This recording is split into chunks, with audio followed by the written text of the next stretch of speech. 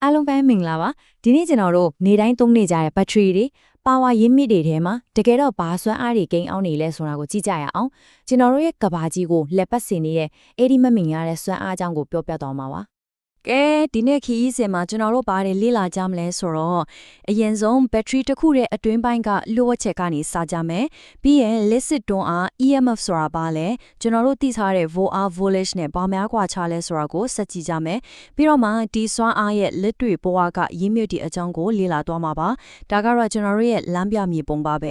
ကျွန်တော်တို့အားလုံးဘက်ထရီတွေကိုနေ့စဉ်နဲ့မျှသုံးနေကြတာပဲเนาะဒါပဲနဲ့လေအဲ့ဒီဘက်ထရီလေးတစ်ခုတည်းမှာတကယ်တမ်းပါတီချင်းနေလို့စွမ်းရည်တွေထွက်လာတာလဲဆိုတာကိုရောတခါတော့ဖေးချစဉ်းစားကြည့်ဘူးလားဟုတ်ပြီအဲ့ဒီမိကုန်းကပဲကျွန်တော်တို့ဒီနေ့အထူးက fusion သွားမယ့်အချက်ပဲပြော electron လေးတွေကိုစပြီးတော့ရွေးအောင်အဲ့ဒီတွန်းအားတစ်ခုကိုဘယ်လိုများပေးလိုက်တာလဲအဲ့ဒီအမဲဆုံးစွမ်းအားကိုကြည့်ကြရအောင်ကဲအဲ့ဒီမိကုန်းရဲ့ဖြေကလေတကယ်လို့သူ့မှာတည်တဲ့နာမည်တစ်ခုရှိခဲ့ဗျာအဲ့ဒါကို electromotive force အတူကောက် EMF လို့ခေါ်ကြပါတယ်ဒီနေရာမှာစိတ်ဝင်စားဖို့ကောင်းတာဘာလဲဆိုတော့ EMF ဆိုတာဘက်ထရီတစ်ခုကိုဘာနဲ့မှမချိတ်ဆက်ထားသေးဘူးဘာဝဲမှမပေးထားသေးဘူးဆိုရင်သူ့မှာရှိနေတဲ့အမြင့်ဆုံးအကျွမ်းမဲ့စွမ်းရည်ပေါ့ဘာအလုံးမမလို့ရသေးခင်သူ့ရဲ့အမြင့်ဆုံး potential ကို Volts နဲ့တိုင်းတာတာပ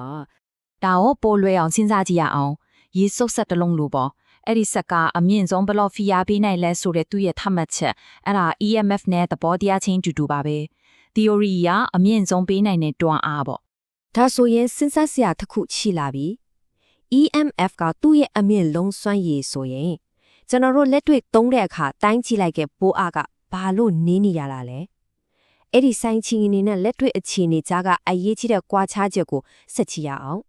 ဒါကတော်တော်အရေးကြီးတဲ့ချက်တစ်ခုနော်ပစ္စည်းတစ်ခုခုဥပမာမီးလုံးတစ်လုံးပဲဖြစ်ဖြစ်ဖုံးပဲဖြစ်ဖြစ်ချိတ်ဆက်ပေးတုံးလိုက်ပြီဆိုတာနဲ့တိုင်းလို့ရတဲ့ volt အားကအရက်မြရဲ့ EMF အပြည့်ထက်အမြဲတမ်းလို့နည်းနည်းလေးကျသွားလေ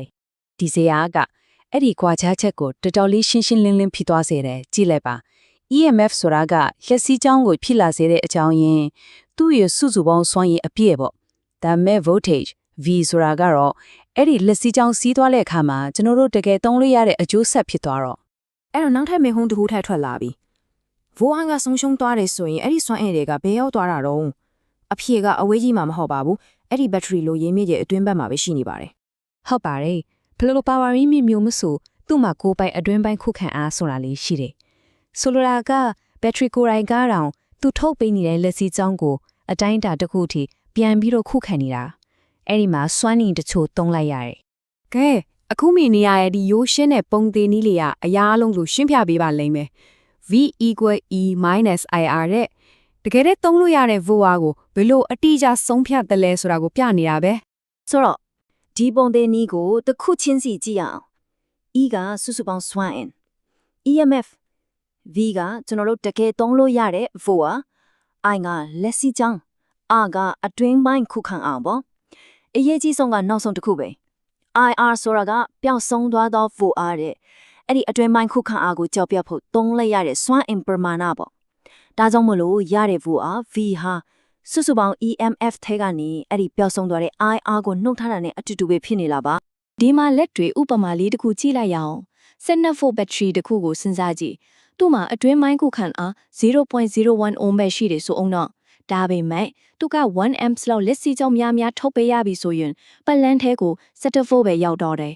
အဲ့ဒီပျောက်တော့တဲ့1 volt ကဘက်ထရီထဲကနေလက်စီကြောင်းကိုတွန်းထုတ်ဖို့အတွက်ပဲကုန်သွားတာကောင်းပြီအခုဆိုရင်ဒီအခြေခံသဘောတရားကိုကျွန်တော်တို့နားလည်သွားလို့ပြီဒါဆိုရင်ဒီ electromotive force ကိုဘက်ထရီတွေကလွဲရင်တခြားဘယ်လိုနေရာမျိုးတွေမှာတွေ့နိုင်သေးလဲဆက်ကြည့်လိုက်ကြအောင